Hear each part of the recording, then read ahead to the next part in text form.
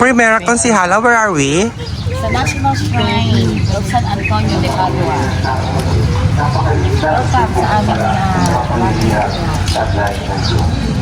Pero kapag sinusubok natin ang Diyos, yun ay bunga ng ating kayamanan.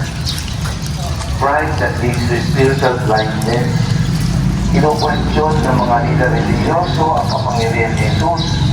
Bagamat sila ay walang karapatan, sapagkat ang totoo, sila ay binulat ng kanilang mataas na pagtingin sa sarili. Sila ay binulat ng kanilang kayabangan, kung kaya isinarala nila ang kanilang puso.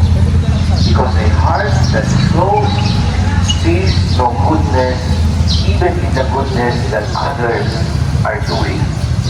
Kapag sarado na ang puso mo, wala nang lugar para sa pagtanggap sa sinasabing katotohanan mula sa iba. Sapagkat sa mata ng isang taong mayabang, kahit ang pinakamagandang magagawa ng tao sa kanilang paningin ay nagiging pangit. Kaya mga kapatid, gawa ko sa aral ng Pilipinas ng Pamilyo, makita natin